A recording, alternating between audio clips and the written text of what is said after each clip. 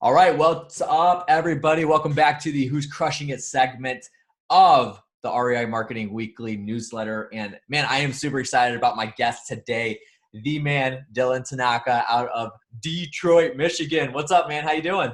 Hey Josh, how you doing, man? Listen, I'm super excited you brought me on. I think we met a few months ago Yeah. at an investor fuel event, and I knew right away that you weren't one of those happy-go-lucky Southern Texas guys. If you remember the first thing I asked you, I'm like, "Where are you from?" And then, Yeah. of course, you told me Chicago. I'm like, "All right, I thought you had Midwest. a little bit of grit, right?" So, us Midwesterners, we kind Yeah. of all have that similar mindset. And I Same. just joke with the guys down in Texas or California because Yeah. they just kind of have a different feel. Yeah. But yeah, I don't know how you want to start, but I've been in real estate Yeah. I want you since to introduce yourself. 2003. Yeah. Yeah. Introduce yourself, everything you do, man. Okay, cool. So my name's Dylan Tanaka. I am out of Detroit, Michigan. Been investing since '02. So Josh and I were talking earlier, and I thought he was a little bit older because he carries himself quite mature for his young age. But I've been flipping houses since you were in middle school, man. Yep. And I started a RIA group a few years after I started flipping houses, and down or up here in Detroit, we were in the foreclosure boom. So being involved in RIAs and like meetups was really huge for me because it was really, really easy to find properties, but really, really hard to sell them. Mhm. So where the heck do you sell properties? And this is in the early days of like YouTube and all the crazy stuff that happens today. Bigger Pockets was like a fledgling website. There was no social media at all. Mhm. So you had to go out and meet people. So that's what I did. And it's a big part of my business today. I think we'll dive a little bit deeper into Yeah. that. But for anyone who's watching this, I don't care if you're doing 400 deals a year or if you're doing 4 deals a year. You should be out networking as much as you possibly can in the areas that you're selling or buying, because if you can become that person, that go-to person that people know, like, trust from an investment level, and they're willing to bring you their deals, the new people and the experienced, it's just another way to market. And right now, like, it's a seller's market, so it's Yeah. tough for us to find deals. Yeah, absolutely. Yeah, and I still believe, even though I'm 26 years old and a little bit younger, so I was kind of grown up in this electronic age where Hmm. Facebook was starting to get popular when I was a sophomore in high school. It was MySpace before that, and then all the Sure. social media, the rise of social media. I've kind of gone with it just because of my age, but I still strongly believe. I tell people all the time, there is no better marketing tactic than meeting somebody face to face, like, period. I don't care what business you're in. That is like the most like influential and strong way to market. I mean, I was just at a meetup group last night, and this is kind of going to segue into what we're going to talk about Sure. on this interview here. But one of my clients, Brian Schroeder out of St. Louis, has a meetup group called Faster House Club. It's a little bit of a wordy name, and I told them that. But anyway, so regardless, they had 300 people show up to the event last night. Their goal was Strong. 200. So they literally only had 200 chairs. I mean, there was 100 people standing off to the side and in the back. Like, it was crazy. And it was absolutely incredible. And what we were talking about is, Brian has kind of set this up and his whole team to where he's got everybody on his team that's networking throughout the crowd. I mean, they've Sure. established a Sure. really big name and influence in just the St. Louis market. And because of that, people are bringing them deals on a consistent basis. Now, they're doing marketing. I kind of sat down with their marketing team and figured out, because we were shooting videos for their acquisitions before we Hmm. actually started with the event. And, they're doing a little bit of marketing here and there, but like the primary source of their deal flow is networking and people that are in that group. When you have like 300 wholesalers, I mean, deals are going to come your way if you're bringing value in Absolutely. that event. So you have your meetup, and we were talking earlier before we started hitting record, and you're talking about how that is extremely powerful for bringing deals your way. So kind of talk about the importance of, first of all, I mean, we're not going to go into talking about the importance of network because everybody talks about that, but how that actually impacts you and your lead flow and deals that you get in from a marketing standpoint too. So like the influence of that and how you actually leverage it. Sure. So, there's two different ways that it really helps. Actually, let's just go for all three. So I'll go way back to 2006 when I started the RIA group that I started way back then. Little did I know that I was going to be looked at kind of as a leader in the real estate investing community, And it was surprising to me because I was probably 30ish only, which is young nowadays, right? To me. But I was in my very early 30s, and all of a sudden, all these people were coming to me and asking for help or bringing me deals.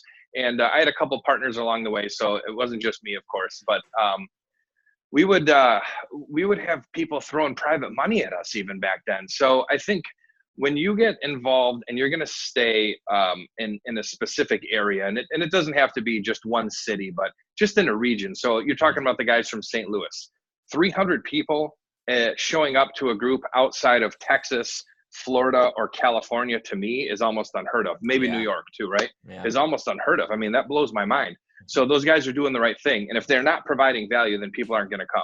Right. So first and foremost, as you know, you're a content creator. I consider myself a content creator. If we're not creating value, people aren't going to watch our stuff. They're not going to listen to us. They're never going to find out, or we're never going to let them find out what we really know if we don't provide something up front, right? So I think that's a big part of it is kind of paying it forward and not being super selfish. And when you are involved in groups like that, or if you start groups, you're going to get a lot of new people who come to you, and you're going to get, some of the questions like, should I do an LLC? Or like you said, what's the importance of networking? We already know that because we're kind of deep into our businesses, but you have to be patient. And if that's not your personality, or if you're a lone wolf, there's nothing wrong with that, but you're just not the kind of person that's going to be super networked. But for me specifically, in the very beginning, it brought me buyers, which I still have and work today. A lot of guys around the country and who I know and they kind of laugh because I talk about the importance of still building and nurturing your buyers list. And here in Metro Detroit, again, I'm not in Texas, I'm not in California, so we're not making $30,000 and $40,000 and $50,000 wholesale fees. Okay, so knowing the guys and girls who can actually deliver and come through and buy is important to me, and knowing what they need. So I kind of get to work it that way. And some of these folks I've been working with for up to 18 years, so that's a long time. Then on the other side, like I said, you'll have guys or girls come into these groups, or, older couples, people who have money that are established, and they've gone to Rich Dad or Flip This House or whatever they've gone to. And they're like, hey, I want to flip houses now and I'm ready to go. And then I'm like, okay, well, so here's what you have to do. You have to have insurance, and you have to do this and that, and contractors, and they have to have insurance. And they're like, oh my gosh, and pulling permits. And they're like, I don't want to do all that. I just want to be able to show people the pictures before and after. Right. So they end up turning into private lenders. So you're like, hey, I'll tell you how we can partner. You can make 8, 9, 10% on your money, and you ride along with me the whole way. And once you're ready to take the training wheels off and do it yourself, bam, now you've got the connections that we built together. You know what to do. And a lot of those folks never do that because they're happy with that passive income, because working hard to make that money is not always as fun as HGTV makes it seem. Because like I said, I started before HGTV, and thankfully HGTV has built both of our businesses. It's helped us, right? Because more people know about flipping houses or buying, selling, whatever you want to call it. So I think it helps that way. And then in today's market, if you don't have 20 or 30 different sources to where you're bringing your leads in, or your purchase deals in, because it's a seller's market, you're in huge trouble. And there's nothing better than standing in front of 50, 60, 80 people who are new to the business, who are out there sticking the bandit signs in, making the cold calls, doing the cold texting, and then they lock up a deal and they don't know what to do with it, or they lock into a seller and they don't know what to do with it. So they come to people who know what to do with it, and I'm one of those people. And that's huge for the business, because you can teach them to do things the right way, but B, they end up coming back, and you can do business with them for a long time. Like I said, I've been partners and not full partners, but doing partnership deals with some people for 15, 18 years, and it's a long time. So I know what they want, they know what I want, and it makes it a lot easier when those opportunities come around. And you build the same thing with the newer folks. They don't have to be younger necessarily, but newer to the business. And like you said, going really deep into the whole networking group and the RIA groups, to me, that's the most important part of my business since I started. If it wasn't for that, I would never, ever be where I am. And, maybe it's easy for me because I'm a people person and I'm silly and I'll act stupid. I mean, you see my bobblehead, I was super pumped. I got that sent to me.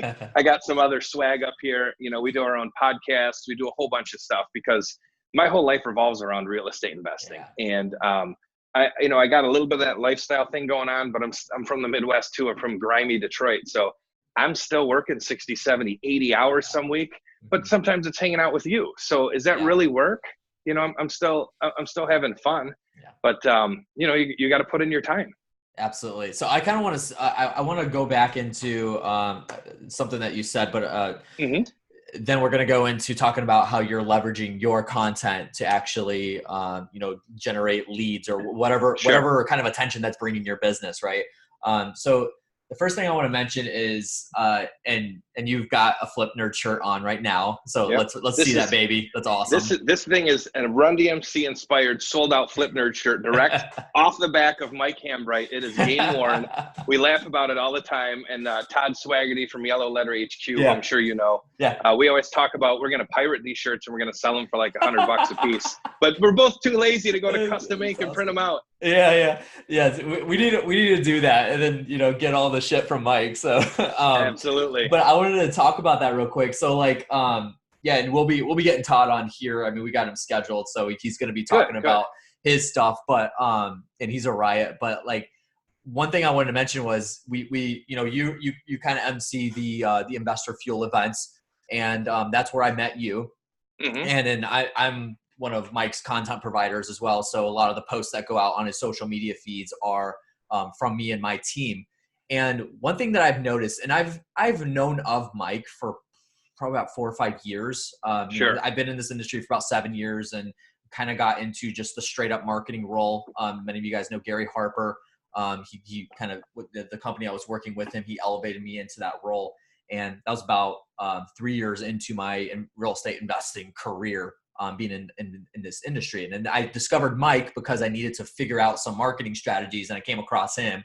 And he is like the quintessential example of building a network through value where, I don't know how many I think we're dipping into like 400 episodes of Flip Nerd now that we're, chopping up micro content and whatnot. I think he's at 2,000 between Flip Nerd, Investor Fuel, and a couple other ones that he has. It's insane. And there's just an insane amount of content that's out there.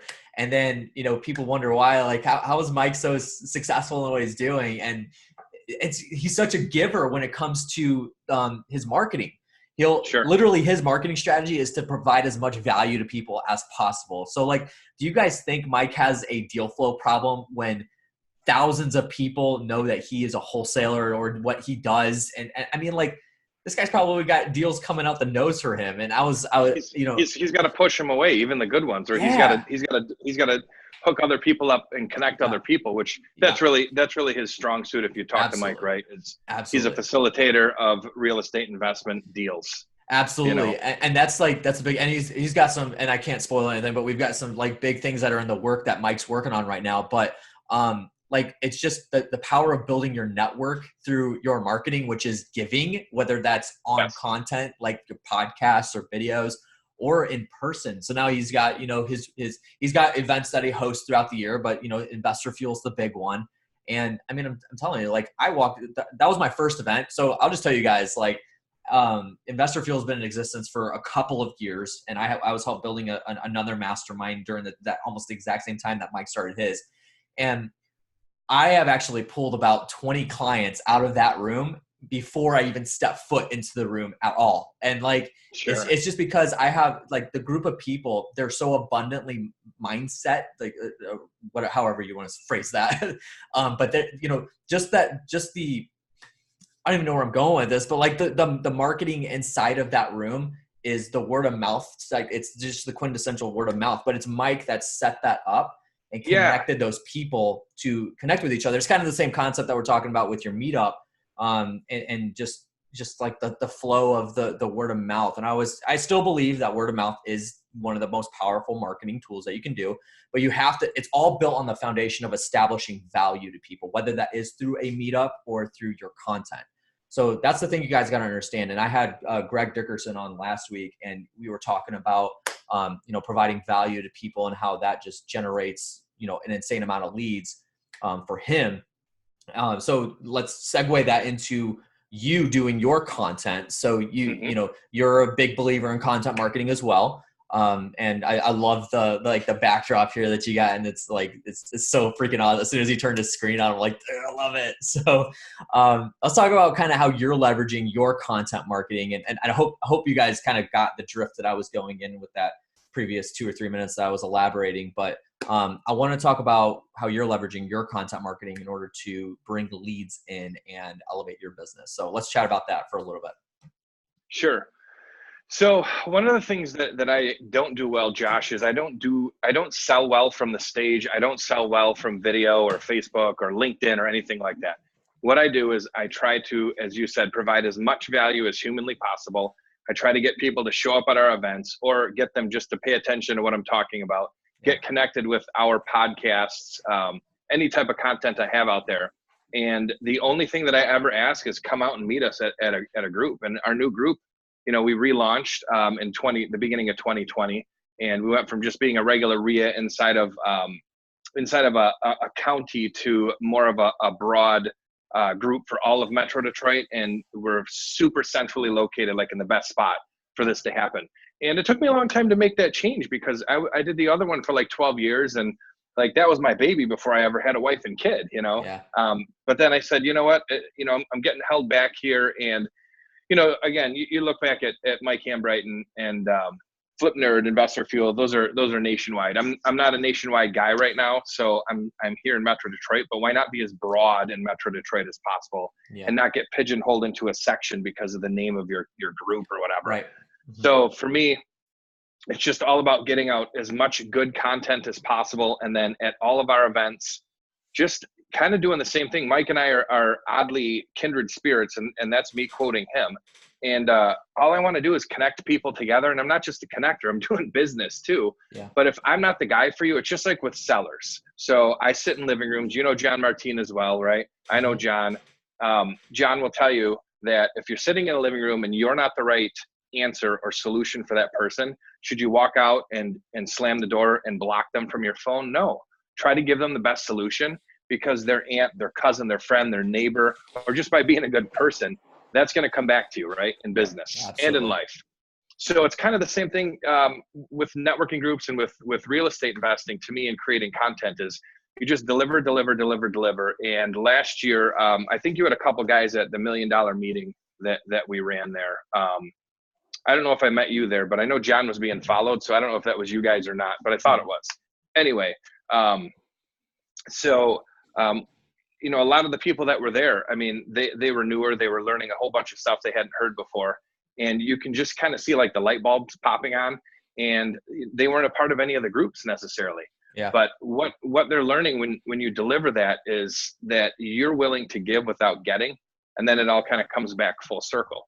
And I just think that it's super important to be willing to do that, because as the new people kind of come in and learn about investing, there's just so many different ways that they can go.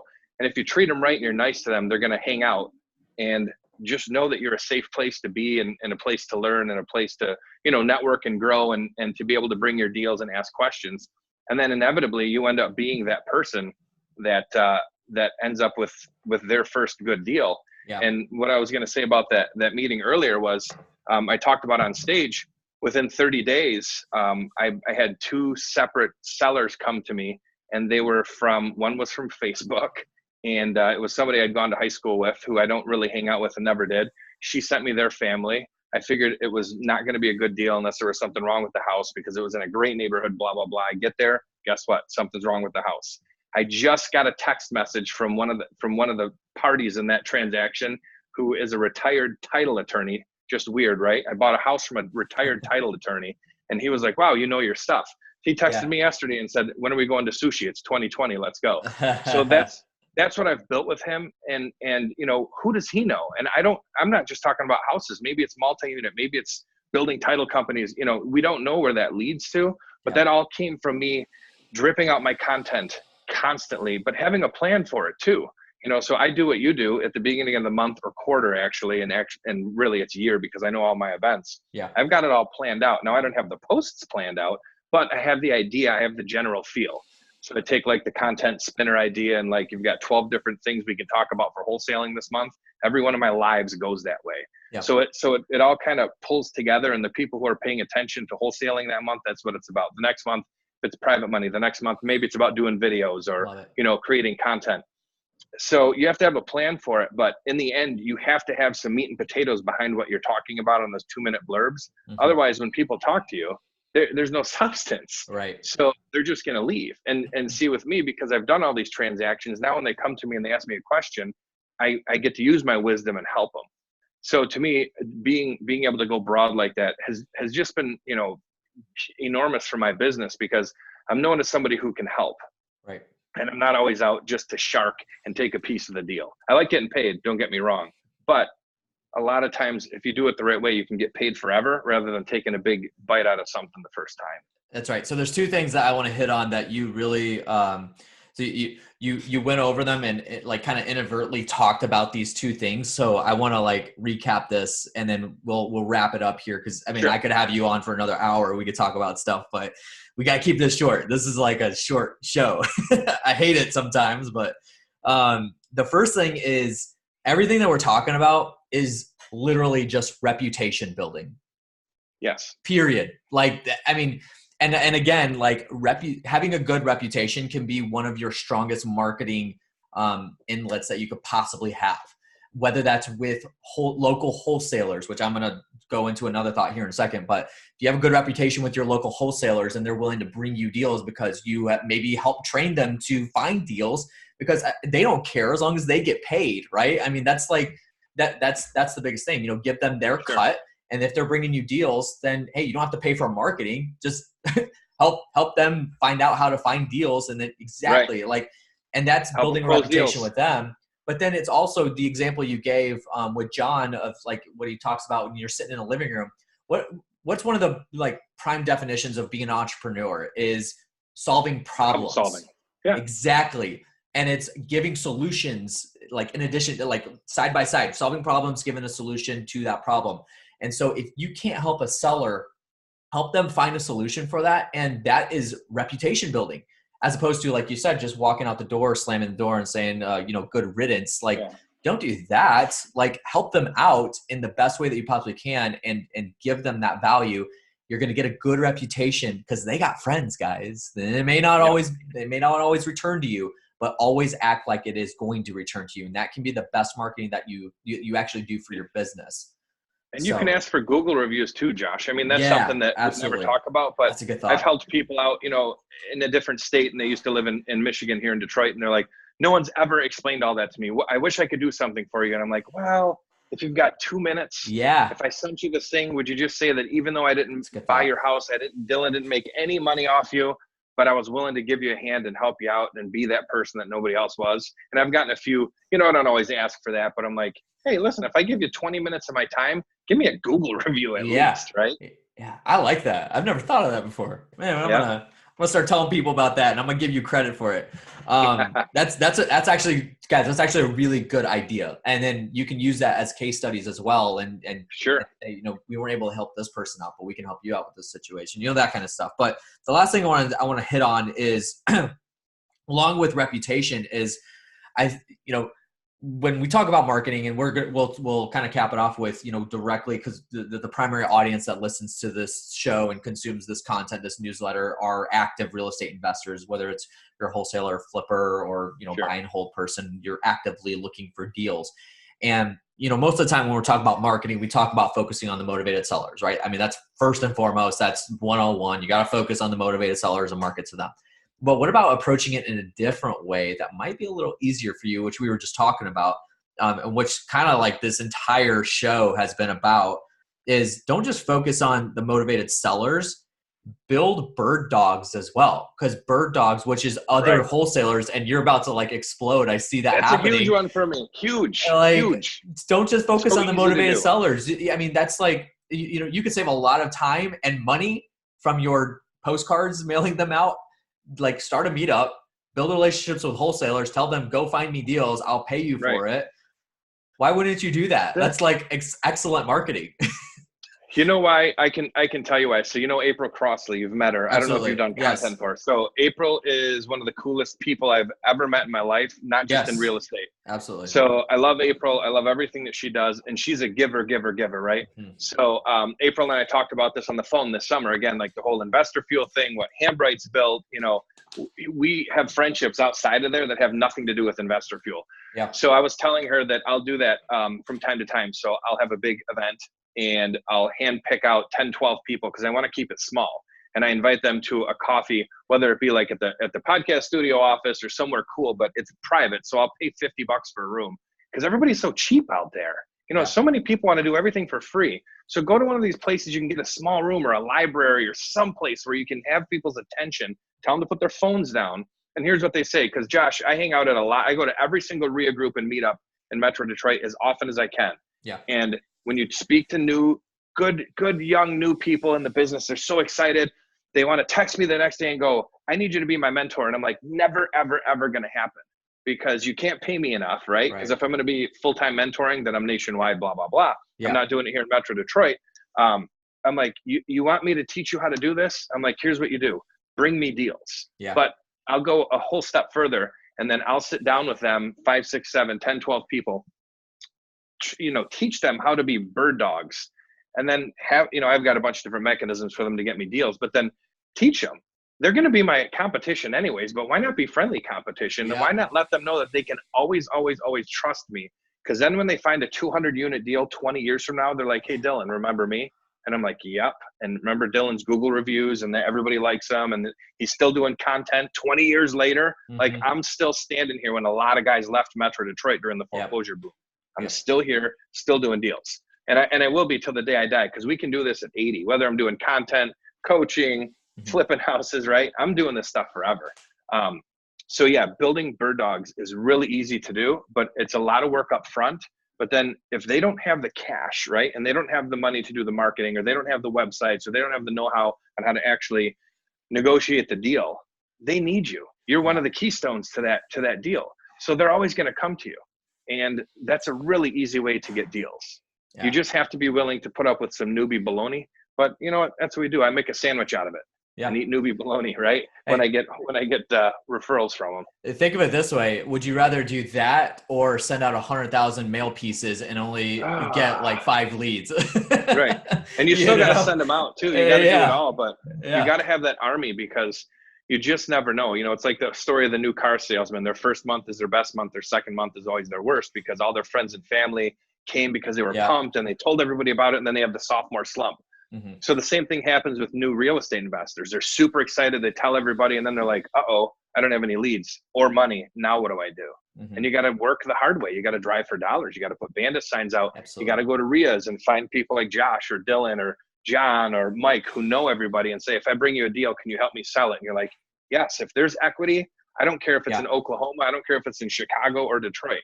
I got everybody in all those places that I can refer that deal to or take a piece, right? Absolutely. Or negotiate it over the phone, just like our buddy Greg Helbeck does, and find boots on the ground to sell it for us. Yeah. That's incredible. Man, such a good conversation, and we could go on and on and on about it, but got to keep this short and sweet. So, man, Dylan, I appreciate you jumping on here and sharing everything that you did. I'm definitely going to be having you back again very soon. If somebody, I want to give you the opportunity, somebody wanted to connect with you, whether that is to connect with your content, connect with you personally, how would somebody be able to do that?